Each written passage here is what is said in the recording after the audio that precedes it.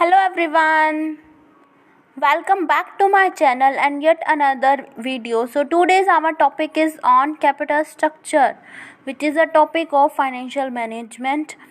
Okay, let's start the topic.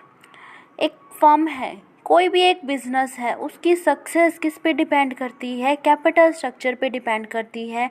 कैसे उसने अपना कैपिटल स्ट्रक्चर प्रिपेयर किया है।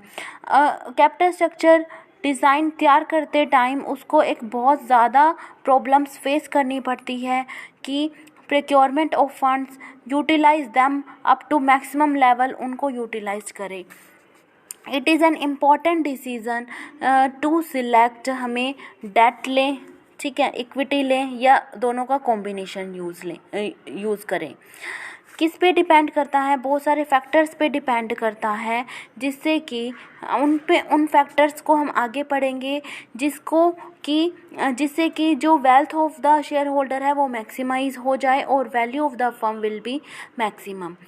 जनरली एक फर्म जो है वो थर्ड ऑप्शन अडॉप्ट करती है, कॉम्बिनेशन यूज़ करती है, जिससे जो है बिजनेस को एक सपोर्ट और कॉन्फिडेंस मिलता है।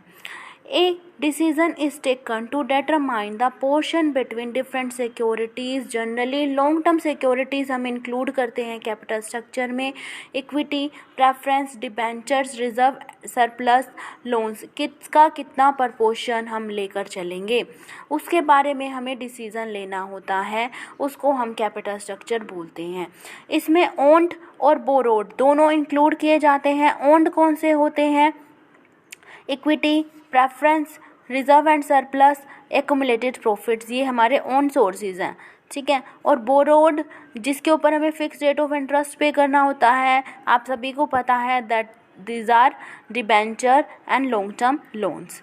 Both fixed charges and variable charges are included in capital structure. Current liabilities and short term financial resources को नहीं लिया जाता है, वो हमारा वर्किंग कैपिटल मैनेजमेंट का हिस्सा है, ठीक है। एक ऑप्टिमल कैपिटल स्ट्रक्चर क्या होता है कि हम किसको एक ऑप्टिमल कैपिटल स्ट्रक्चर बोलेंगे? अगर उससे हमें average cost of capital minimum हो रही है और जिससे वैल्यू ऑफ द फर्म हमें मैक्सिमम जनरेट हो रही है, ठीक है। एक ऑप्टिमल कैपिटल स्ट्रक्चर में कुछ पॉइंट्स होते हैं। क्या? Right mix of debt and equity. एक प्रैक्टिकल सिचुएशन में इस डेट एंड इक्विटी का एक बेस्ट कॉम्बिनेशन अचीव करना बहुत मुश्किल है, लेकिन फिर भी एक जो फाइनेंशियल मैनेजर है वो कोशिश करता है कि डेट और इक्विटी का एक राइट मिक्स चूज़ करे। फ्लेक्सिबल हमारा जो बिज़नेस होता है वो चेंजिंग सर्कमस्टांसिस में काम करता है। ईज़िली हम जो जब चाहें उसको चेंज कर सकें, तो हमारा कैपिटल स्ट्रक्चर फ्लेक्सिबल होना चाहिए। लिक्विडिटी होना चाहिए उसके अंदर कि हम प्रिंसिपल अमाउंट को भी टाइमली पेमेंट कर दें और उसके ऊपर इंटरेस्ट भी ड्यू डेट पर पेमेंट कर दें। इन्वेस्टर की नीड्स, हर एक इन्वेस्टर की अलग अलग नीड्स होती है। कोई रेगुलर डिविडेंड चाहता है, कोई प्रिंसिपल अमाउंट की सेफ्टी चाहता है, कोई ट्रांसफरिंग राइट्स चाहता है, कोई हाई रिटर्न चाहता है। तो उन सब के जो नीड्स हैं उनको ध्यान में रखते हुए हमें कैपिटल स्ट्रक्चर प्रिपेयर करना चाहिए, ताकि वो हमारे साथ लॉन्ग टर्म तक बने रहें। Maximum utilisation of fund, each sources must be utilise to maximum level. अगर हम उनको नॉट यूटिलाइज करेंगे तो कैपिटल जो है वो यूज़लेस रहेगी। अगर हम यूटिलाइज करेंगे तो हमारी जो कॉस्ट ऑफ कैपिटल है वो मिनिमम आएगी और value of the firm will be maximum. Legal requirement, acts and provision issued by SEBI, Stock Exchange Companies Act, ठीक है।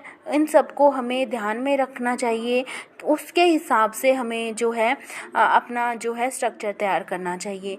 जैसे कि जो अगर हम डिबेंचर के थ्रू जाते हैं तो उसमें हमें जो इंटरेस्ट पे करते हैं तो वो हमारा एडमिसिबल एक्सपेंस होता है, जिससे हमारा जो टैक्स होता है वो कम हो जाता है। तो अगर हमारा टैक्स रेट अगर हाई है तो हमें उसका कुछ बेनिफिट नहीं मिलेगा। अगर हमारा टैक्स रेट लो है तो हमें डेट का बेनिफिट मिलेगा तो उसके हिसाब से हमें अपना स्ट्रक्चर तैयार करना चाहिए। एक ऑप्टिमल कैपिटल स्ट्रक्चर के लिए हमें इन फैक्टर्स को ध्यान में रखना चाहिए।